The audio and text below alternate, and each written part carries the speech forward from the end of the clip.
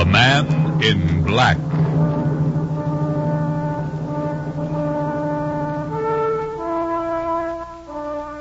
Come with me down the long corridor, through the shadows, to the secluded study of the famous Teller of Tales. Welcome. I am the Man in Black.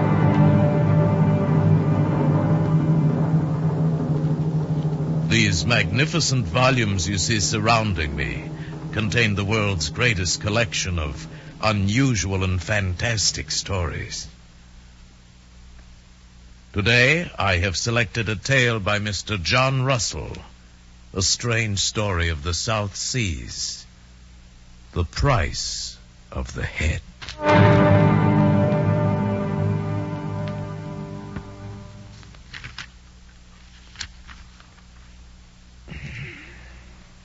The possessions of Mr. Christopher Pellet were these: a bad name in the islands, a continuous thirst of liquor, and a set of fine red whiskers. Also, he had a friend, Karaki. It was a strange thing, this friendship between Pellet and the native, for down among the Solomon Islands, the terrors of pure savagery lay just beneath the thin cover of the white man's civilization. Bring me another bottle, Moy Jack. At first, it involved nothing more than Karaki patiently standing outside Moy Jack's bar at Fufuti and waiting for Pellet to get drunk enough to take along home. Please, Mr. Pellet, we're closing up now. You're plenty drunk already. Night after night, Karaki waited while the white man sat roaring inside. Don't tell me when to drink. Now you get that bottle. Jump! All right, Mr. Pellet, all right. I'll get the bottle. I'll fix you the bottle, all right. And hurry up, you bald clown. Yeah. Here we are. Yeah.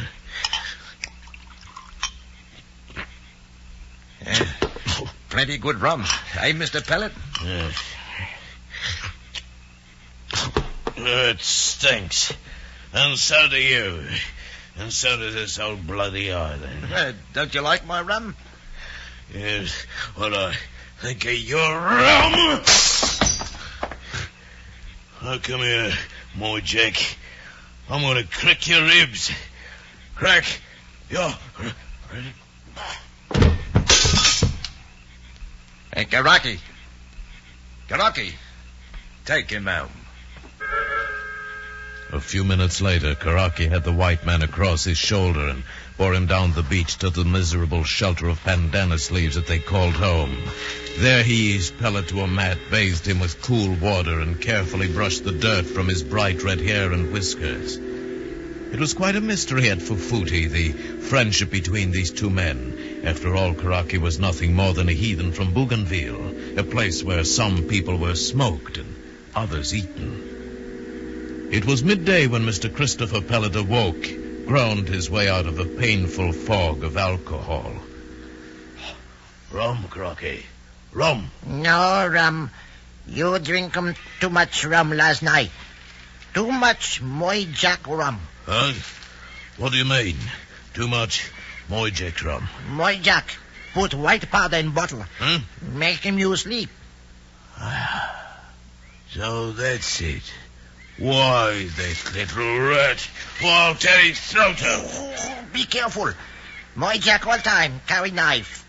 Cut face all up. That little wax man. I'll murder him. Come on, Karaki. Half in anger and half in anticipation of the pleasure of beating someone up, Pellet staggered off down the beach toward Moy Jack's bar. Karaki followed him. It was the noon hour of repose, and all Fufuti was asleep. Pellet reached the bar and found Moy Jack dozing peacefully among his bottles. He woke him with a savage kick. Get up, you dirty scum! Get up so I can bust holes. You're hurting me. Pellet, let go. Feed me a Mickey, will you? Not again, you won't! Now I'll cut you, Pellet. Ah, will you now? Well, I'll just fix me a knife, too. Well, Come on, my Jack. I want to twist this bottle around in your face.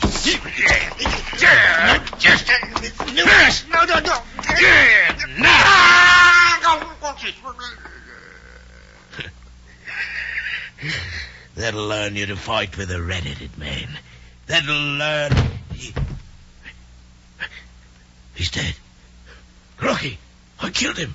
Yes, dead. Plenty trouble now. Police. Yes. Come on, let's get out of here. Where'll we go, Karaki? I gotta hide someplace. You go house on beach. Wait there. Me fix some boat. Leave Fufooty. What boat? You got no boat. Me find them boat. All right, I trust you. But hurry, man. Hurry!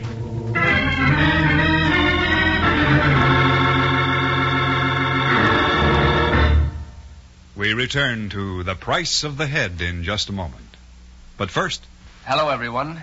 This is Ray Milland. You know, making motion pictures is a difficult chore and doesn't leave one very much time for too many outside interests. However, even when making something to live for, there was one must on my weekly schedule. And that was listening to the Amos and Andy program every Sunday on CBS Radio. Thank you, Mr. Milland. And now, once again, The Man in Black. Pellet waited in terror in the shack on the beach while Karaki broke into the boat sheds and with an axe smashed the bottoms out of the 3 craft sheltered there. Then he opened the trade room and quickly gathered together a big bundle of supplies, including a Winchester rifle and box of cartridges. Next, he carried everything out onto the beach and loaded it into a stout outrigger canoe that belonged to the company agent. And finally, he fetched Pellet from the shack, and together they hurriedly launched the canoe in the lagoon. Karaki rigged the big mat sail, and they paddled out into the breeze just beyond the harbor entrance. We made it, Karaki. We're safe. Yes. Look, where are we headed for, anyway? What island, we go, Karaki? Bougainville. Bougainville? You crazy? That's 800 miles from here. All same we go. My home. 800 miles? We go all fine. Always want to bring you my home. All right, you idiot savage. I don't know why you're doing it for me, but I'll see you through. It was not the beginning of a very pleasant voyage for Mr. Christopher Pellet. The fear of being captured and hanged was great enough, but added to it were the horrors brought on by a sudden and complete lack of alcohol. And Pellet had been constantly drunk for over 2 years. The first night he was too seasick to care, but by morning he was raving. However, Karaki quickly tied him up hand and foot and lashed him under a thwart and continued to sail off into the open sea. Now and again he threw a dipper full of seawater over the white man and occasionally fed him with coconut milk. Karaki was an excellent nurse. He even combed Pellet's red hair and whiskers twice every day. By the time they reached the Santa Cruz region, Pellet's condition had improved and Karaki released him. They were now in an area peppered with tiny islets, and Karaki decided to land on the lee of one in order to replenish their water supply. He dropped sail and was paddling slowly into the beach, when suddenly from out of nowhere a cutter carrying 2 white men appeared behind them. One of the men signaled for the canoe to stop and surrender, but Karaki had other ideas. No! No catching Karaki and Pellet! No way! Put that gun down, Karaki. We're in enough trouble now. Okay, I shoot. Stop, Karaki! For some foolish reason, the 2 white men didn't believe a native would dare resist them. And for their mistake, they were both killed, and the cutter sunk. Karaki, however, wasted no time sailing back into the open sea without his precious water, and 29 days later, he was doling out the few remaining drops to Pellet, taking none for himself. His every gesture was one of sacrifice, that his white companion might survive. Finally, on the 36th day, they sighted Choiseul, and by noon they came ashore. There they stayed for a week, fattening themselves on the unlimited supply of coconut. Do you think Bougainville's just under the horizon, eh, Karaki? Yes. Well, all right, old chap. You got me this far, I trust you. You know, Crocky, you're quite a fellow. Yes. Yes. You sure don't talk much, though. I don't seem to reach you somehow. Boy, even I'd like to know what goes on under that top nut of yours, my boy. I'd also like to tell you how grateful I am. Wish I could show you. Rocky, now, listen. Me, one big fellow friend, long you. Savvy? You, big fellow friend, long me. Savvy? We two damn big fellow friend always. Aye? Yes, my word. My word. Oh, Crocky, you kill me. And so Christopher Pellet warmed to a man for the first time in his mean life. He actually felt grateful to this quiet savage who had, with rarest self-sacrifice, saved his life again and again.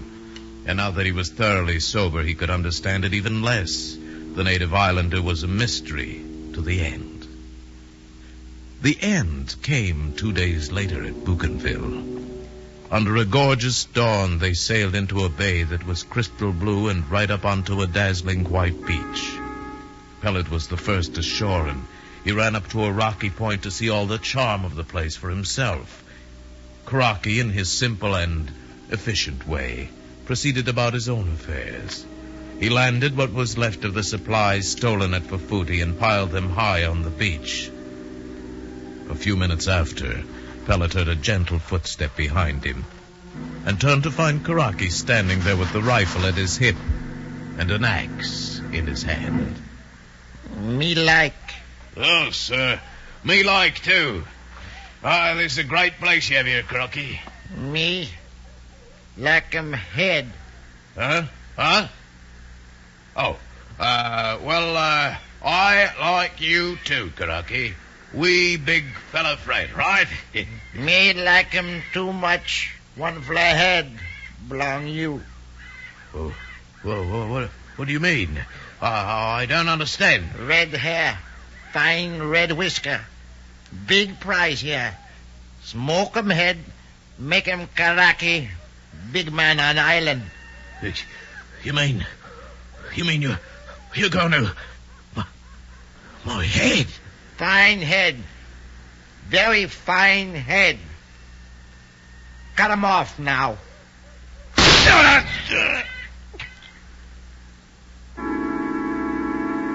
That was the way of it. That was all the mystery.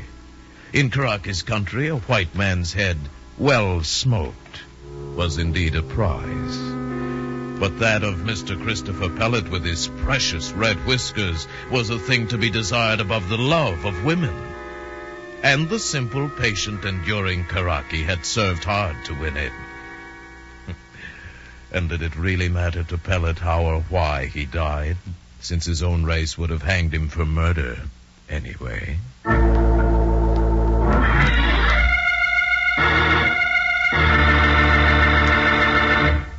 And so ends the Man in Black story for today.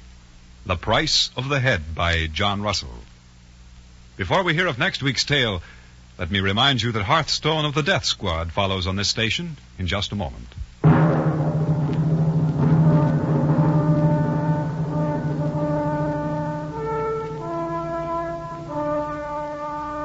Next week, I've selected for you one of the most unusual and terrifying stories in my library. Mr. William Faulkner, one of America's most distinguished authors, wrote it, and he calls it simply, A Rose for Emily.